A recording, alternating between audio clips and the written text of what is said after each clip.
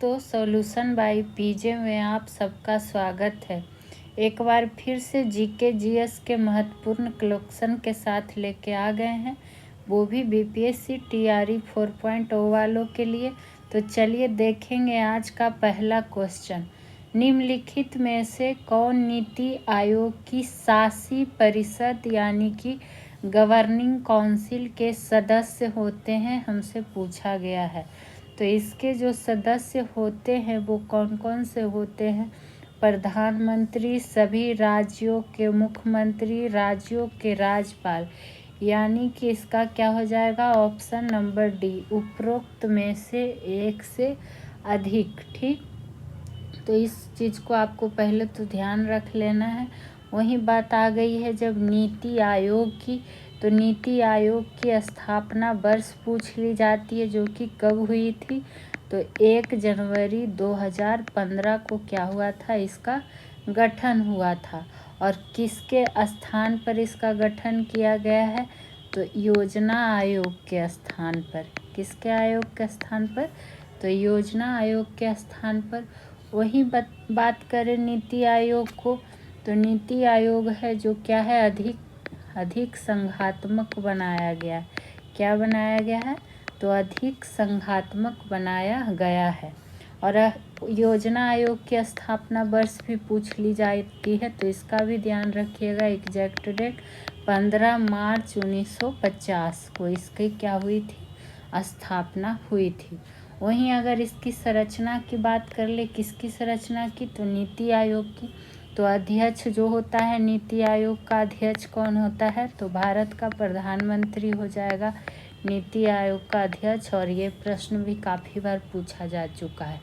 ठीक, तो ये सब आपको ध्यान में रख लेना है। और ये सदस्य भी ध्यान रखना है कि कौन कौन से शामिल होते हैं। वहीं वर्तमान में बात कर ले कि नीति आयोग के उपाध्यक्ष कौन है? अध्यक्ष तो हमें पता है कि पीएम नरेंद्र मोदी जी होंगे, लेकिन उपाध्यक्ष कौन है? तो सुमन के बेरी। कौन हो जाएंगे? सुमन के बेरी। बढ़ेंगे अगले प्रश्न की ओर, देखेंगे हमारा अगला प्रश्न क्या है। निम्नलिखित में से कौन सा प्रावधान सी राजगोपालाचारी फॉर्मूला का एक भाग नहीं था, हमसे पूछा गया। और किनका? तो सी राजगोपालाचारी फॉर्मूला का। तो इसमें से जो हो जाएगा ऑप्शन नंबर बी, कि कांग्रेस ने विभाजन की मांग को पूर्णतः क्या कर दिया था? अस्वीकृत कर दिया था।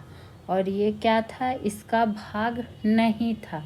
ठीक, वहीं अगर बात करें इनके प्लान की, तो कुछ प्लान जो मुख्यतः क्या क्या थे, लिखना चाहें तो लिख सकते हैं। ऐसे कितना पॉइंट लिखिएगा? यहाँ भाग नहीं था पूछा गया है। जो भाग था, देखिए ये ऑप्शन ए भाग था, सी भी भाग था, डी भी था। इसमें से ऑप्शन बी वाला नहीं था। तो ये तीनों भाग था, जिसको भी नोट डाउन कर सकते हैं।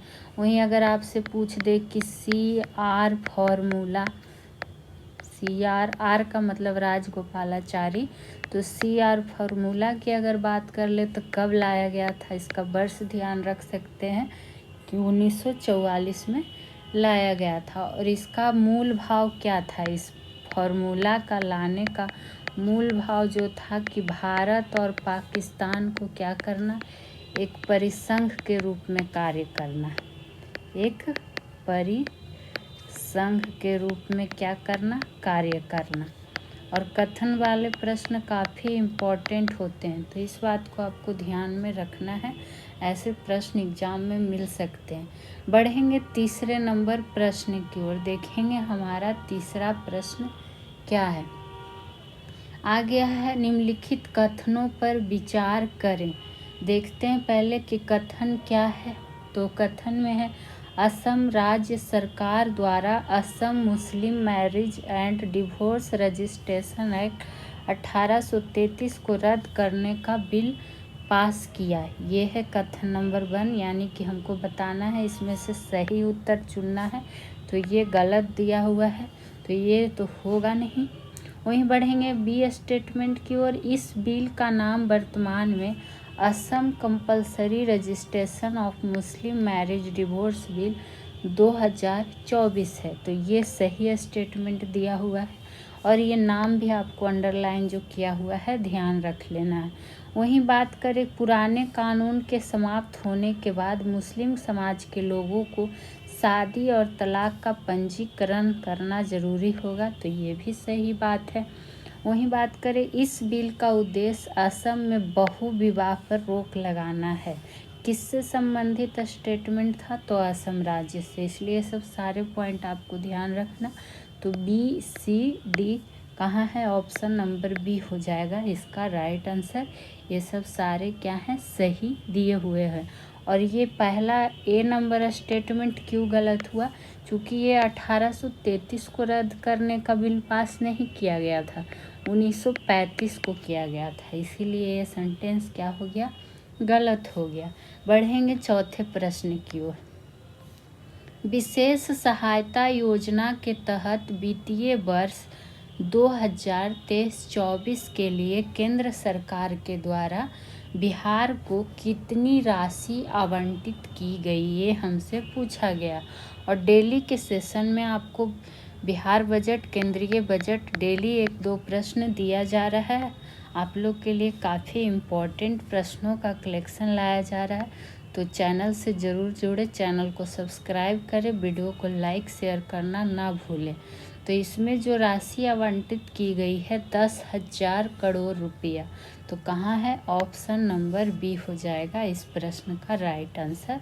और किसके योजना के तहत? विशेष सहायता योजना के तहत, ठीक है। और रही बात वित्तीय वर्ष, इस तरह से लिख सकते हैं कि वित्तीय वर्ष 2022 से 23 में कितने करोड़ रुपये का प्रावधान किया गया था? तो 8046 करोड़ रुपये का क्या किया गया था? प्रावधान किया गया था। सब क्या है? करोड़ में है, ये आपको ध्यान में रख लेना है। ये 2022-23 का वित्तीय वर्ष का बात कर रहे हैं, ठीक। तो इसमें ज़्यादा पॉइंट लिखना नहीं है, बढ़ जाएंगे 5वें प्रश्न पे। बिहार राज्य में अवस्थित वाल्मीकि राष्ट्रीय उद्यान की स्थापना कब हुई थी? ये हमसे पूछा गया है और ये काफ़ी चर्चा में रहता है। बिहार का कोई भी एग्ज़ाम नहीं है जिसमें ये प्रश्न पूछा नहीं गया, या तो इसका नाम पूछ देगा या फिर इसका स्थापना वर्ष पूछ देगा। तो इसकी जो स्थापना हुई थी 1990 में, तो ऑप्शन नंबर सी हो जाएगा इस प्रश्न का राइट आंसर। और ये वाल्मीकि राष्ट्रीय उद्यान जो है ये भारत का 18वां क्या है? टाइगर रिजर्व घोषित किया गया था। तो ये क्रम भी पूछ सकता है कि कैमा घोषित किया गया था। और इसका अगर जगह की बात कर ले तो ये है कहाँ? तो पश्चिमी चंपारण ज़िले में है, बिहार के पश्चिमी चंपारण ज़िले में ये वाल्मीकि राष्ट्रीय उद्यान स्थित है, ठीक। वहीं बात करें कि क्या कहता है, बिहार का एकमात्र राष्ट्रीय उद्यान है जो नेपाल के राजकीय चितवन नेशनल पार्क से सटा है। किससे सटा हुआ है? तो नेपाल के चितवन नेशनल पार्क से क्या है? सटा हुआ है। क्या पता प्रश्न आपको किस रूप में पूछ दे, तो हर तरह से आपको ध्यान में रख लेना है। वहीं यहाँ राष्ट्रीय उद्यान की वाल्मीकि की बात की गई जो कि 1990 में, लेकिन आपसे अगर पूछ ले कि वाल्मीकि वन जीव अभयारण्य, कौन सा वन जीव अभयारण्य की स्थापना कब की गई थी? तो इसमें कंफ्यूज नहीं होना, ये 1978 में यहाँ वन लगा हुआ और यहाँ राष्ट्रीय उद्यान है। तो जब पूछे कि वाल्मीकि वन जीव अभयारण्य का कब, तो 1978, और ये वाल्मीकि राष्ट्रीय उद्यान तब 1990। इस बात को ध्यान में रखना है। बढ़ेंगे अगले प्रश्न की ओर, देखेंगे हमारा अगला प्रश्न क्या है। देखिए फिर से बजट का प्रश्न आ गया और आपको यहाँ से 1 से 2 प्रश्न बजट के एग्जैक्ट दिखेंगे, जितना आपको बताया गया है उसी में से। बजट 2024-25 में भारत में कितने औद्योगिक पार्क स्थापित करने की बात कही गई है, ये हमसे पूछा गया है। तो ये 2024-25 की बात आ गई है। उसमें भारत में 12 औद्योगिक पार्क, कितने, तो 12 औद्योगिक पार्क स्थापित करने की बात की गई है। तो इसमें आपको बस ये डाटा आपको ध्यान में रख लेना है। जहाँ लगेगा कि और भी पॉइंट आपको नोट डाउन करवाया जाए, वहाँ आपको हम खुद कराते हुए चलेंगे। तो इसका टेंशन आप लोगों को बिल्कुल भी नहीं लेना है। और रही बात, जो भी जीके जीएस के सारे विषय हैं उसके प्रश्न इसमें आपको डाले गए हैं और सारे इम्पॉर्टेंट प्रश्न ही है। वहीं अब देखते हैं अगला प्रश्न क्या है। किसकी चुंबकीय प्रवृत्ति ताप पर निर्भर नहीं करती है, हमसे पूछा गया। और ऐसे प्रश्न साइंस के काफ़ी इम्पॉर्टेंट होते हैं। तो ये जो है प्रतिचुंबकीय पदार्थ क्या हो जाएगा, ऑप्शन नंबर ए। ये क्या है, ताप पर निर्भर नहीं करता है। ठीक है। वही बात करें कि और क्या इसमें ध्यान रख सकते हैं कि प्रतिचुंबकीय जो पदार्थ होते हैं ये चुंबकीय क्षेत्र के विपरीत दिशा में क्या होते हैं, चुंबकित होते हैं। ये एक पॉइंट इसमें ध्यान में रख सकते हैं। ठीक, जैसे एग्जाम्पल के रूप में प्रतिचुंबकीय की बात आई है तो एग्जाम्पल में लिख देते हैं संकेत के रूप में, जैसे Zn हो गया, Au हो गया, NaCl हो गया, H2O होगा। और ये तो काफ़ी बेसिक है कि NaCl क्या होता है, H2O क्या होता है, ये सब आपको पता भी है, बताए भी हैं बहुत बार। तो इसको नोट डाउन करने का रहे तो कर लीजिएगा। बढ़ जाएंगे 8वें नंबर प्रश्न की ओर। निम्न में से किस देश की सीमा इजराइल से नहीं लगती है। इस प्रश्न को मोस्ट इम्पॉर्टेंट, चूँकि इजराइल काफ़ी चर्चा विवादों में रहा है 2024 में, अभी भी है, तो इससे प्रश्न मिल सकते हैं ज्योग्राफी में भी और करंट अफेयर के दृष्टि से भी आपको दिखेंगे। इजराइल से संबंधी नहीं लगती है हमसे पूछा गया है। तो जो नहीं लगेगा वो देखिए, इस फिलिस्तीन, जॉर्डन, लेबनान का लगेगा, लेकिन जो नहीं लगेगा वो इराक। ठीक, और आपको पता है कि चर्चा में है तो ध्यान रखना ही है। वहीं बात करें कि अफ्रीकी देश कौन, मिस्र की सीमा भी क्या है, इजराइल से लगती है। तो ये भी ध्यान रखना है कि लगती है या नहीं लगती है। तो लगती है। इजराइल के अगर आपसे राजधानी पूछ दे, क्या पूछ दे, राजधानी, तो क्या हो जाएगा, यरूशलेम। चूँकि चर्चा में है तो क्या पता क्या पूछ दे। वहीं बात करें अगर यहाँ की भाषा पूछ दे तो भाषा हो जाएगी हिब्रू। क्या हो जाएगी, हिब्रू भाषा हो जाएगी। ठीक, और मुद्रा की बात करें इजराइल की मुद्रा की तो न्यू शकेल। क्या हो जाएगा, न्यू शकेल। बढ़ेंगे 9वें नंबर प्रश्न की ओर। और हाँ, अगर आपको वीडियो अच्छा लगता है, सॉल्यूशन कराना पसंद आता हो तो प्लीज़ चैनल को सब्सक्राइब कर ले और वीडियो को लाइक शेयर ज़रूर करें। इस सेशन से संबंधित आपका कोई सुझाव हो तो आप लोग कमेंट सेक्शन में कमेंट कर सकते हैं। पाकिस्तान का कौन सा शहर दुनिया का सबसे गर्म स्थान बना है। तो ये जो दुनिया का सबसे गर्म स्थान बना है पाकिस्तान का, वो हो जाएगा जैकोबाबाद शहर। तो ऑप्शन नंबर सी हो जाएगा राइट आंसर। आप लोग लाहौर सुने होंगे, इस्लामाबाद, लेकिन जैकोबाबाद काफ़ी कम लोगों को मालूम होता है। ठीक, तो इसमें आपको क्या करना है, ये आपको ध्यान में रख लेना है। वहीं अगर बात करें कि भारत का सबसे गर्म स्थान का, सबसे गर्म स्थान कहाँ है, तो ये कहाँ है, जोधपुर में। कहाँ है, तो जोधपुर में अवस्थित कौन सा जगह है, फलौदी। तो इस पॉइंट को भी ध्यान आप लोग रख सकते हैं। वहीं भारत का अगर सबसे ठंडा पूछे तो इस तरह से लिख देते हैं, 1 मिनट। भारत का सबसे ठंडा स्थान, तो ठंडा में कौन हो जाएगा, लेह हो जाएगा। ये आपको मालूम भी होगा। चलिए बढ़ेंगे अगले प्रश्न की ओर। देखेंगे हमारा अगला प्रश्न क्या है, जो कि होगा 10 नंबर प्रश्न। ठीक है, और इसका अगर आपको PDF चाहिए तो टेलीग्राम ग्रुप से जुड़ सकते हैं। निम्न देशों में से किस देश में सबसे बड़ा रेलवे नेटवर्क है? तो ये जो है अमेरिका में। कहाँ है? अमेरिका में। तो ऑप्शन नंबर ए हो जाएगा राइट आंसर।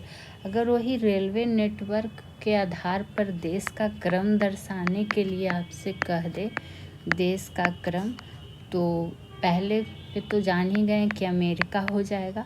अमेरिका के बाद बात करें तो चीन, और चीन के बाद हो जाएगा रूस, रूस के बाद हो जाएगा भारत, और उसी तरह का क्रम ऑलरेडी क्या है दिया हुआ है ऑप्शन में। ठीक, और जो भी NTPC 2024 देने वाले हैं RRB NTPC, तो उसके लिए ये प्रश्न काफ़ी इम्पोर्टेंट बन सकते हैं। और NTPC के लिए करना है तो आप लोग देखिएगा, प्लेलिस्ट बना हुआ है, 21 क्लास भी उसमें प्रैक्टिस कराया गया है डिटेल्स के साथ, तो आप लोग वो वीडियो भी देख सकते हैं जाके।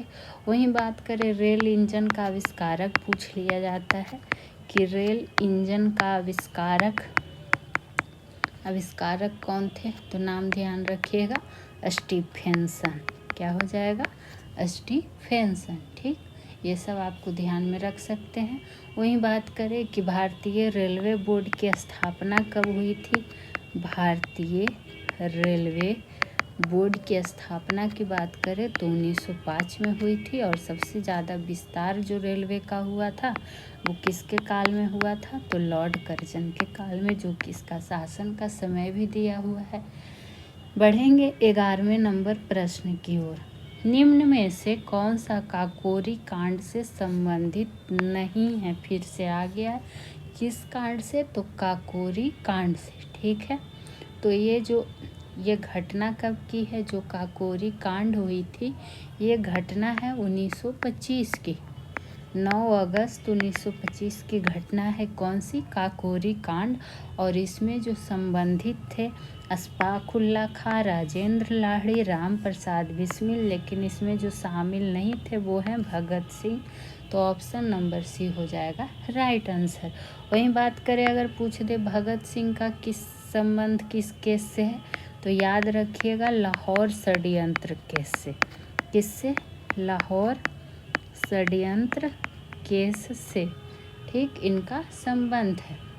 और इसमें आपको ये जो अशफाक उल्लाह खां थे और राजेंद्र लाहिड़ी, राम प्रसाद बिस्मिल, इन लोग को क्या कर दिया गया था? फांसी की सज़ा दे दी गई थी, यानी कि फांसी दे दी गई थी। ठीक, और ये भगत सिंह जो हैं किस, एक नाम याद रखिएगा, हिंदुस्तान रिपब्लिकन एसोसिएशन, यानी कि ये चारे, जिसकी स्थापना 1924 में की गई थी, और इससे संबंधित थे भगत सिंह, इसलिए यहाँ पर इसका आपको क्या कर दिया गया?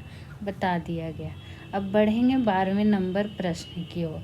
और डेली इसी तरह का रेगुलर सेशन आपको विथ सॉल्यूशन डिटेल्स के साथ कराया जा रहा है, तो आप लोग जुड़े ज़रूर, जितना हो सके शेयर करें।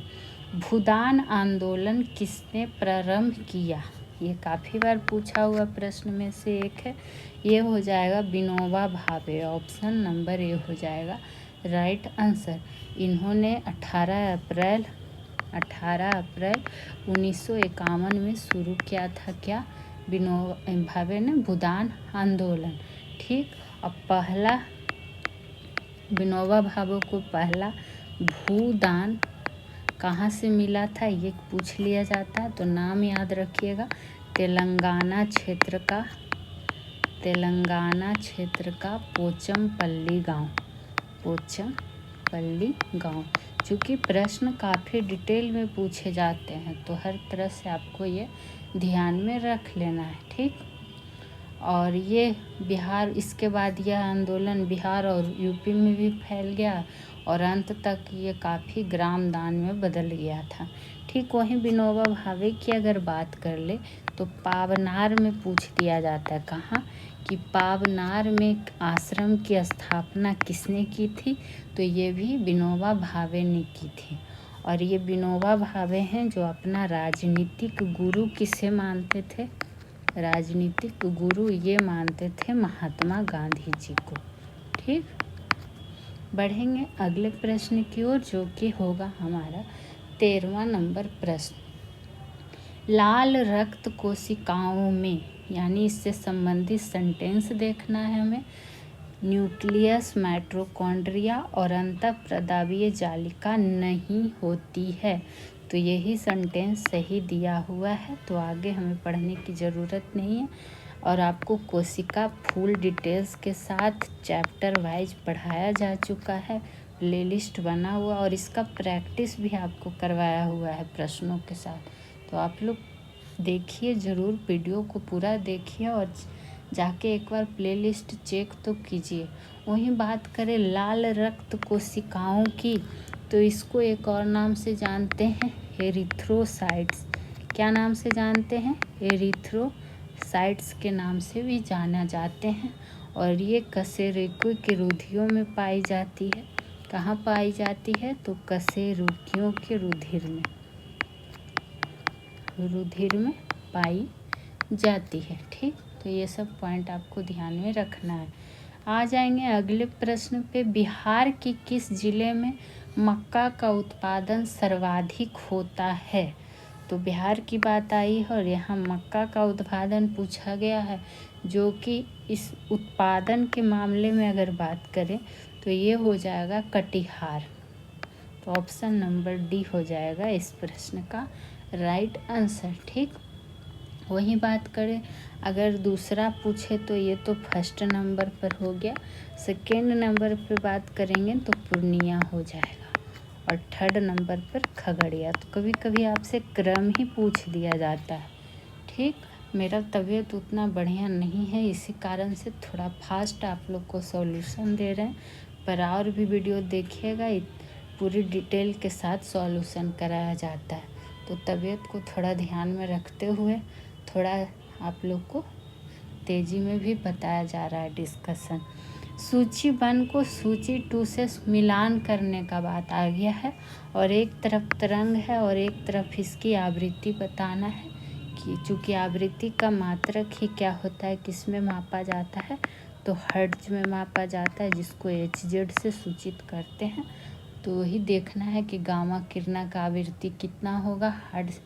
तो जब बात आई है गामा किरणों की, तो सबसे पहले जानिए कि इसका खोजकर्ता भी तो पूछ सकता है। तो जब खोजकर्ता गामा किरण का पूछेगा तब कौन हो जाएगा? पॉल बिलार्ड। और इसका जो हो जाएगा क्या हो जाएगा? 715 EHZ, यानी का ए का हो गया 3। वहीं हार्ड एक्स किरण की अगर बात कर ले तो एक्स किरण का खोजकर्ता कौन हो जाएगा? एक्स किरण का यानी एक्सरे किरण का खोजकर्ता रॉन्टजेन, चूँकि खोजकर्ता भी पूछा जाता, और इसका हो जाएगा 100 PHZ, 1 नंबर हो जाएगा इसका। वहीं सॉफ्ट एक्सरे किरण की बात आ गई है, जिसका 30 PHZ हो जाएगा, और परावैंगनी हो जाएगा 715 EHZ। तो ये सब आपको क्या करना है, ध्यान में रख लेना है। परावैंगनिक किरण का खोजकर्ता पूछ लेगा तो खोजकर्ता ध्यान रखिएगा रीटर। ठीक, बढ़ जाएंगे 16 नंबर प्रश्न की ओर। देखेंगे 16 नंबर प्रश्न क्या है। निम्न में से कौन सा देश इच्छा मृत्यु को कानूनी बनाने वाला विश्व का प्रथम देश बना था? ये प्रश्न काफ़ी इम्पोर्टेंट है, चूँकि विश्व का प्रथम है। तो ये हो जाएगा कौन सा? नीदरलैंड। ऑप्शन नंबर बी हो जाएगा इस प्रश्न का राइट आंसर। और आप लोग नोट डाउन जरूर करेंगे साथ ही साथ। और सेशन से संबंधित कोई प्रश्न सुझाव हो तो कमेंट सेक्शन में कमेंट करेंगे, जवाब उसका दिया जाएगा।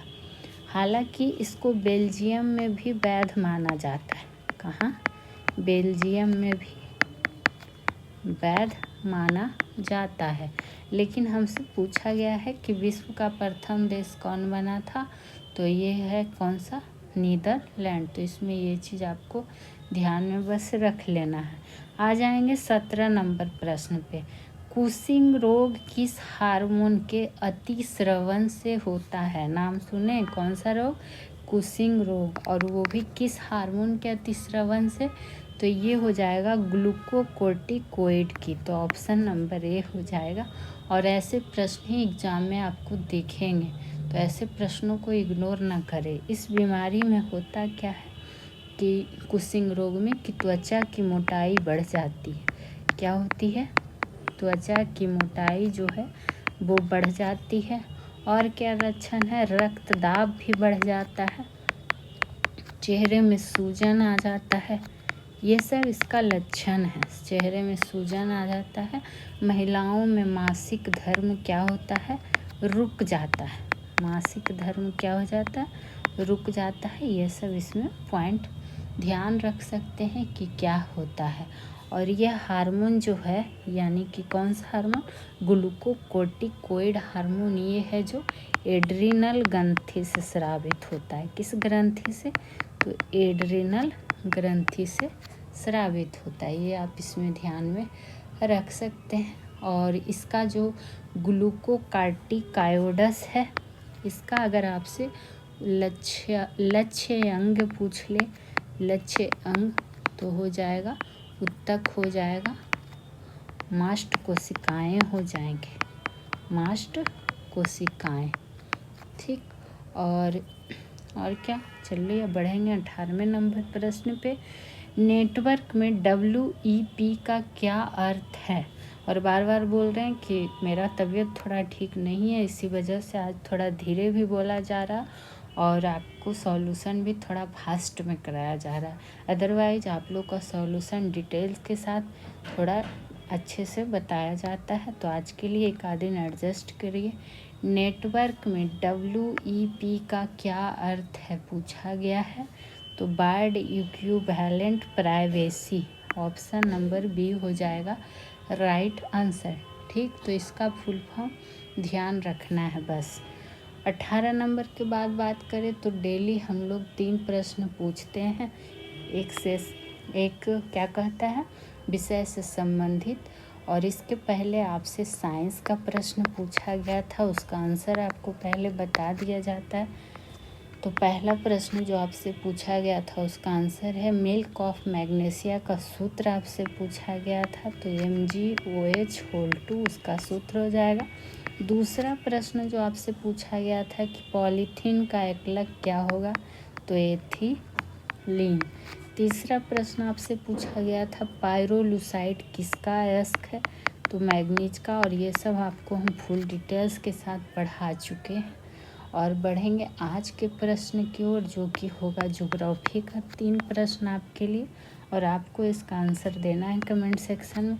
पहला प्रश्न है आपके लिए कि कौन जल संधि मलेशिया को, इस तरह से शॉर्ट में लिख देते हैं माइनस का, कि मलेशिया को सुमात्रा द्वीप से अलग कौन करता है? अलग करने वाली जल संधि का आपको नाम बताना है। दूसरा प्रश्न है आज का आपके लिए कि बेलीगडन, कौन गडन? बेलीगडन द्वीप किस राज्य में स्थित है? आपको राज्य का नाम बताना है। तीसरा प्रश्न है आज का आपके लिए कि भारत में राष्ट्रीय राजमार्गों की कुल संख्या कितनी है, ये आपको बताना है। और आप लोग सारे लोग जवाब ज़रूर देंगे, वीडियो को पूरा देखेंगे। ठीक, बढ़ जाएंगे 19वें नंबर प्रश्न की ओर। देखेंगे हमारा 19वां नंबर प्रश्न क्या है। 19वां नंबर प्रश्न जो आ गया है कि पाटलिपुत्र में स्थित चंद्रगुप्त का महल मुख्यतः बना था, यानी कि किससे बना था, तो ये बना था लकड़ी का। तो ऑप्शन नंबर ए हो जाएगा इस प्रश्न का राइट आंसर। वहीं बात करें कि फाहियान, कौन? जो कि फाहियान जो यात्रा पे आया था, उसने चंद्रगुप्त मौर्य द्वारा बना महल जो देखा, तो उसको क्या कहा कि यह देवदूत या राक्षस द्वारा बनाया गया होगा। किसके द्वारा? देवदूत या राक्षस द्वारा बनाया हुआ गया है यह महल। ये कथन किसका था? तो फाहियान का था। ठीक, और इसके चारों ओर जो ये महल था, इसके चारों ओर परिखाई बनी थी, यानी कि खाई बनी थी चारों ओर। ठीक। और वर्तमान में पटना के निकट कुम्हरार के खुदाई में लकड़ी के स्तंभों और लकड़ी की चहारदीवारी के प्रमाण भी मिले हैं। ठीक। तो बस इसमें इतना पॉइंट ध्यान रखिएगा, बाकी बहुत बार आपको हम डिटेल के साथ बता भी चुके हैं। 20 नंबर की बात करें तो मिर्च की तीक्ष्णता का क्या कारण है, ये हमसे पूछा गया है। तो ये जो तीक्ष्णता का कारण है ये है कैप्सेसिन की उपस्थिति, ऑप्शन नंबर बी। ठीक। वहीं बात करें लाइकोपीन की उपस्थिति के कारण क्या होता है, तो टमाटर का रंग लाल होता है। और ये सब प्रश्न इम्पॉर्टेंट आते हैं क्योंकि काफ़ी बार पूछा हुआ प्रश्न। वहीं बात करें कि क्या कहता है, एंथोसाइनिन की उपस्थिति के कारण क्या होता है, प्याज का रंग गुलाबी होता है। ठीक। और कैरोटीन की उपस्थिति के कारण, इसके कारण क्या होता है, गाय का दूध का रंग क्या होता है, हल्का पीला होता है। और ये सब सारा पूछा हुआ है। उसी तरह अगर जानेंगे कि लहसुन में गंध किसके कारण होता है, लहसुन में गंध तो वो होता है एलाइसिन के कारण। किसके कारण, एलाइसिन के कारण। और बात कर ले तो पूछ देगा अगर आपसे कि मूली में तीखापन किसके कारण, मिर्च में तो जान ही गए, लेकिन मूली में तीखापन पूछ देगा तो आइसोसाइनाइड के कारण। ठीक। और गाजर में भी पूछा जाता है नारंगी रंग, तो ये भी कैरोटीन के कारण। किसके कारण, कैरोटीन के कारण। बढ़ेंगे 21वें नंबर प्रश्न पे, देखेंगे 21वां नंबर प्रश्न क्या है, जो कि लास्ट प्रश्न है। संघीय मंत्री परिषद के मंत्री उत्तरदायी होते हैं, तो ये जो उत्तरदायी होते हैं राष्ट्रपति के प्रति, तो ऑप्शन नंबर ए हो जाएगा इस प्रश्न का राइट आंसर। और अगर पूछे कि संघीय मंत्री परिषद सामूहिक रूप से, किसके रूप से, सामूहिक रूप से, और ये मोस्ट इम्पॉर्टेंट प्रश्नों में से एक है, किसके प्रति उत्तरदायी होते हैं, तब किसके प्रति हो जाएगा, लोकसभा के प्रति। सिर्फ एक शब्द और सेंटेंस से कितना आंसर चेंज हो जाता है, ये आपको ध्यान में रख लेना है। लोकसभा के प्रति होंगे जब संघीय मंत्री परिषद सामूहिक रूप से दिया रहेगा तो। ठीक। तो ये आपको ध्यान में रखना है। वही मंत्री परिषद की बात आ गई है तो अनुच्छेद 74 में इसका क्या है, उल्लेख मिलेगा आपको। और 75 के अंतर्गत मंत्रियों की नियुक्ति क्या होगी, मंत्रियों की नियुक्ति किसके द्वारा की जाएगी, तो राष्ट्रपति के द्वारा। ठीक। और राष्ट्रपति किसकी सलाह पर, प्रधानमंत्री की सलाह पर। किसकी सलाह पर, प्रधानमंत्री की सलाह पर क्या करेंगे, मंत्री की नियुक्ति करेंगे। तो आज के सेशन कैसा लगा बताइएगा ज़रूर। फिर मिलेंगे टॉप प्रश्नों का कलेक्शन लेके। Thank you.